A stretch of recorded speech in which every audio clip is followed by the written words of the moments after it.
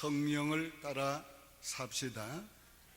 오늘은 성령을 따라 살기 위해서 기도하려고 합니다. 예수 믿는 사람들은 다 성령으로 거듭난 사람들입니다. 성령으로 거듭난 사람들은 성령이 그 안에, 우리 안에 함께 내주하고 계십니다. 오늘 본문은 예수님께서 니고데모에게 하신 말씀입니다. 이 사람은 이스라엘 민족 중에 모범적인 율법사였고 또 바리새인이었고, 그러나 마음이 열린 사람이었습니다. 그는 훌륭한 종교인이었고 도덕가였고 율법사였고 뿐만 아니라 훌륭한 정치가였습니다. 그야말로 나무랄 데가 없는 이 모범적인 사람이었습니다. 그러나 예수님은 그에게 네가 성령으로 거듭나지 아니하면 하나님의 나라를 볼 수도 없고 들어갈 수도 없다고 말씀했습니다. 아무리 훌륭해도 육으로 난 것은 육이고 영으로 난 것만이 영이라고 말씀하셨습니다. 그러므로 그 어떤 인간이라도 물과 성령으로 거듭나야 합니다. 우리가 어떻게 성령으로 새로운 생명을 타고나게 하시는지 알 수 없습니다. 그건 신비에 속합니다. 그러나 분명한 것은 우리가 회개하고 예수를 구주로 믿고 시인하는 것은 우리가 성령으로 말미암아 되는 것입니다. 바람이 임의로 불매 우리가 그를 어디서 오는지 어디로 가는지 이해할 수 없습니다. 그러나 그 결과를 보면 알게 되는 것입니다. 우리가 거듭나는 것은 신비에 속하는 일이지만 그 결과는 알 수가 있습니다. 어떤 결과가 옵니까? 예수를 구주 되심을 믿게 되고 고백할 수 있는 사람이 됩니다. 여러분, 예수를 여러분의 구주로 믿습니까? 그렇게 고백하십니까? 그럼 여러분 거듭난 것입니다. 누구든지 성령으로 말미암지 않고는 예수를 주라고 시인할 자가 없다고 그랬습니다. 성령님은 우리를 거듭나게 하실 뿐만 아니라 우리 안에 와서 내주하십니다. 영원히 우리와 함께 사시며 우리를 다스리고 인도하십니다. 이제 믿는 우리는 성령의 사람이 된 것입니다. 그러나 이 성령의 사람도 육으로 살 수가 있습니다. 이런 때는 성령이 근심합니다. 성령이 근심할 때는 우리가 범죄할 때예요. 성령이 근심할 때는 우리가 성령을 따라 살지 않고 육의 소욕을 따라 살 때입니다. 그래서 성경은 성령을 근심케 말라고 했습니다. 자, 성령을 근심케 하고 나면 우리도 근심하게 됩니다. 이게 영의 사람의 상태입니다. 이래서는 안 되지, 이대로 가면 안 되지 하는 근심이 생깁니다. 이런 근심은 우리로 하여금 회개케 하여 성령으로 살게 만들어 주기 때문에 유익되기도 합니다. 성령을 따라 살기 위해서는 성령을 소멸치 말라고 그랬어요. 성령을 소멸치 말라는 말씀은 성령의 깨달으심과 감동을 무시하지 말라는 거예요. 성령이 깨닫게 하고 감동할 때에 순종하라는 말씀입니다. 이제 요한복음서를 통해서 성령을 따라 사는 법에 대해서 말씀을 드리려고 합니다. 첫째는 성령이 움직이는 방향을 따라가야 합니다. 그래서 8절에 바람이 임의로 불매 네가 그 소리를 들어도 어디서 와서 어디로 가는지 알지 못하나니 성령으로 난 사람도 다 그러하니라. 자, 오늘 우리가 살아있는 것으로 생명이 있다는 걸 압니다. 이와 같이 성령이 우리에게 와서 새로운 생명을 주신 걸 우리는 압니다. 그래서 우리는 성령이 나를 거듭나게 해주신 걸 말할 수가 있습니다. 자, 바람이 지나가는 표적을 보고 알 수 있는 것이에요. 성령으로 난 사람도 다 이와 같이 표적이 있습니다. 그래서 알게 되는 거예요.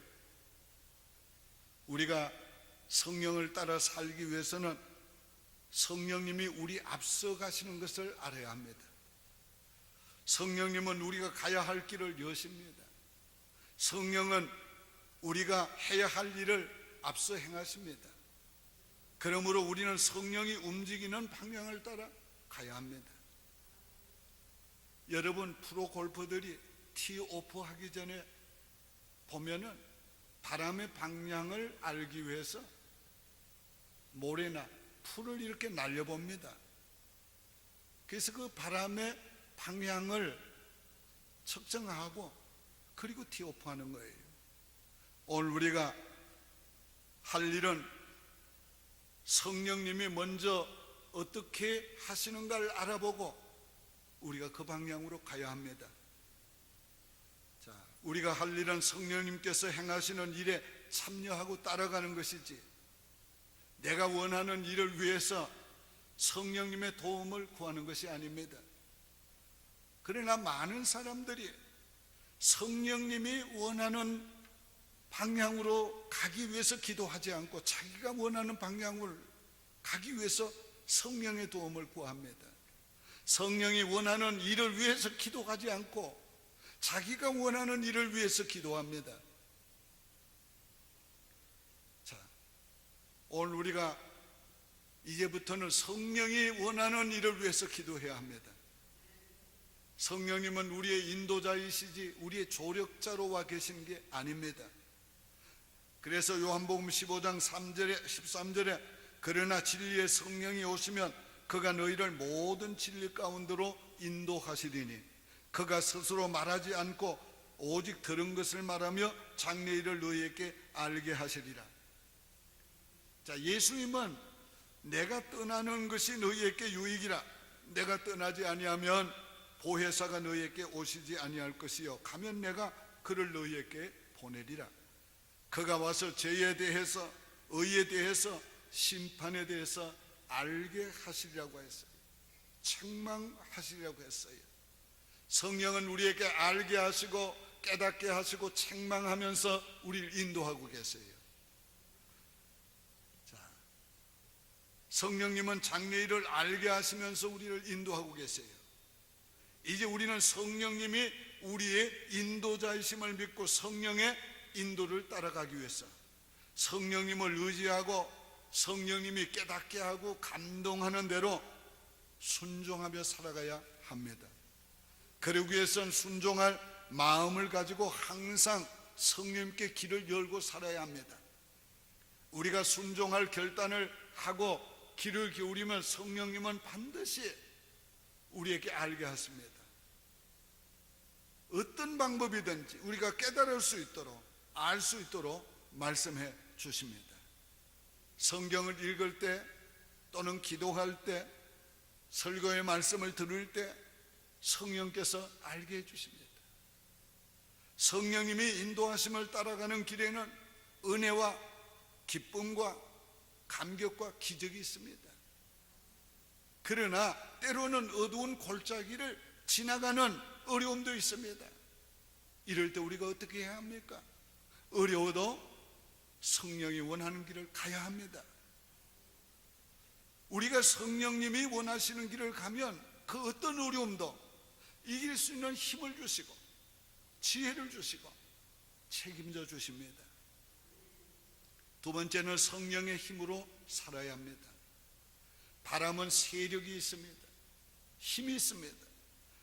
성령의 역사를 바람으로 표현하신 것은 성령의 세력을 나타내는 표현입니다. 그 어떤 세력도 바람의 세력을 막을 수 없습니다. 바람의 방향을 바꿀 수 없습니다. 그와 같이 그 어떤 세력도 힘으로도 성령의 힘을 꺾지 못합니다. 성령이 하고자 원하는 방향을 바꿀 수 없습니다.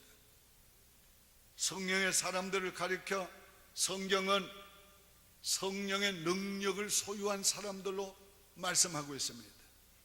고린도후서 4장 7절에 우리가 이 보배를 질그릇에 가졌으니 이는 심히 큰 능력은 하나님께 있고 우리에게 있지 아니함을 알게 하려 함이라. 자, 우리는 어려움을 당할 때에 질그릇같이 연약한 우리 자신을 보지 말고 우리 안에 있는 보배 같은 능력의 하나님을 보아야 합니다. 여러분 어려움 당할 때 질그릇에 집중하지 마세요. 보배에 집중해야 돼요. 사방우겨쌈을 당할 때에 쌓이지 않게 하는 능력에 집중해야 합니다. 답답한 일을 당할 때에 낙심하지 않게 하는 능력에 집중해야 합니다. 박해를 받을 때에 버림받지 않게 하시는 능력에 집중해야 합니다. 거꾸로 들임을 당할 때에 망하지 않게 하는 능력에 집중해야 합니다. 죄의 유혹을 받을 때 죄를 이기게 하시고 죄에서 속죄해 주시는 능력을 의지해야 합니다. 존 파이프 목사님 이런 얘기를 했어요. 미국인의 50% 이상이 포르노에 빠져 있대요. 자, 그들이 그런 죄에 빠져 있는 것보다 더 큰 문제가 뭐냐? 그런 죄에 빠져 있는 사람이 이제 하나님께 자기는 버림받았다고 생각하는 것이 더 큰 문제라는 거예요. 자, 오늘 우리가 기억하시기 바랍니다. 우리가 죄에 넘어졌을 때 회개케 하시고 용서해 주시는 하나님께 집중해야 돼요. 어떤 장로님이 음란물에 빠져서 헤어나지를 못하고 있었어요. 자, 그런데 어느 날 성령님께서 그에게 너는 주님의 피로 거룩하게 씻음받은 신부다 그러거든요. 예수 그리스도의 보혈로 씻음받은 거룩한 신부다. 이 말씀에 확신이 왔어요. 힘이 생겼어요. 그 다음부터는 끊을 힘이 생겼고 두 번 다시 가까이 하지 않게 됐습니다. 억지로가 아니라 자연스럽게 된 것이에요. 세상보다 더 크신 이가 우리 안에 계세요. 사람의 힘으로 살려고 하지 말고 성령의 힘으로 살려고 하셔야 합니다. 저는 비행기를 탈 때마다 저 큰 비행기를 저 많은 사람을 태우고 짐을 싣고 어떻게 공중에 뜨는가 이론적으로는 알아요. 저기 다 불의 힘으로 엔진의 힘으로 가고 그리고 공기의 부력을 이용해서 나르는 건 알아요. 그러나 그 엄청난 무게를 가진 비행기를 뜨게 하는 그 힘에 대해서는 언제나 생각할 때가 많아요. 여러분, 비행기가 떠는 것은 비행기 물체 자체가 아니에요. 비행기를 뜨게 하는 힘이 있어요. 어떤 시골 노인이 처음 비행기를 탔는데 이 걱정이 되는 거예요. 그래서 기장한테 물었습니다. 기장님, 나를 꼭 다시 이 땅에 내려주시는 거지요? 그러니까 기장이 걱정하지 마세요. 제가 지금까지 한 사람도 하늘에 두고 내려온 적이 없습니다. 오늘 우리가 성령의 힘으로 예수 믿고 성령의 힘으로 주 일하고 성령의 힘으로 고난 이기고 성령의 힘으로 오늘 우리가 99번을 넘어져도 100번째 일어나게 되는 겁니다. 우리가 성령의 힘으로 살아야 돼요. 성령의 힘으로. 자, 성령님은 한 사람도 육으로 살도록 버려두지 않고 영으로 살도록 은혜로 우리를 인도해 주실 겁니다. 성령의 사람들은 성령의 기쁨으로 살아야 합니다. 요한복음 4장 14절에 내가 주는 물을 마시는 자는 영원히 목마르지 아니하리니 내가 주는 물은 그 속에서 영생하도록 솟아나는 샘물이 되리라. 자, 성령의 사람들은 세상적인 기쁨, 육의 기쁨으로 살려고 해서 안 돼요. 성령의 기쁨으로 살아야 합니다. 세상적인 기쁨은 우물물과 같아요. 마시면 또 목말라지는 거지. 그러나 성령의 기쁨은 솟아나는 샘물처럼 영원히 목마르지 않게 됩니다. 성령은 생명의 권원이요 기쁨의 권원이에요. 영성 작가인 필립 얀 씨가 이런 얘기했어요. 자기 교회 담임 목사님이신 빌 목사님이 한동안 굉장히 영적으로 피곤했어요. 그때의 자신을 가리켜서 자기는 말라버린 우물의 녹선 펌프와 같았다고 고백했어요. 사람들이 와서 물을 얻으려고 펌프질을 했지만은 삐끄덕거리는 소리만 났지 진정한 생수가 솟아나지 않았어요. 그래서 너무 답답해서 자기 멘토에게 가서 그런 고백을 하고 조언을 구했어요. 그 멘토가 이렇게 대답했습니다. 우물을 더 깊이 파라. 한번 따라 할까요? 우물을 더 깊이 파라. 그런 답을 얻었어요. 그렇습니다. 자, 물이 솟아나는 권원을 찾아야 합니다. 성령님이 기쁨의 권원이에요. 여러분의 영적으로 메마르다고 느낄 때에 성령님으로부터 생수를 구해야 돼요. 육신의 것에서 영적인 것으로 눈을 돌려야 합니다. 육의 것에서 찾던 것을 성령께 찾아야 합니다. 수가성 여인이 예수가 메시아인 것을 믿게 되었을 때 주님이 주시는 성령의 생수를 받을 수 있었어요. 성령의 생수를 마시기 위해서 성령과 더 깊이 교제해야 합니다. 그러면 깊은 심령 속에서 생수의 강들이 흘러나게 될 것입니다. 성령을 따라 사는 삶에 기쁨도 있고 평안도 있고 능력도 있습니다. 기적도 있습니다. 그러나 성령을 따라 사는 삶에 어려움도 있습니다. 그러나 그럴 때에 감당할 힘을 주시고 그럴 때에 주님이 책임져 주십니다. 성령을 따라 살면 하나님이 계획하신 인생길을 갈 수 있습니다. 하나님이 원하시는 일을 할 수 있습니다. 하나님이 원하는 목표에 이르를 수 있습니다. 모든 계획자이십니다. 모든 계획을 이루시는 분입니다. 성령을 따라 살기 위해서 기도하시기를 바랍니다. 오직 주의 사랑에 매여 내 영 기뻐 노래합니다. 이 소망의 언덕 기쁨의 땅에서 주의 사랑 드립니다. 오직 주의 임재 안에 갇혀 내 영 기뻐 찬양합니다. 이 소명의 언덕 거룩한 땅에서 주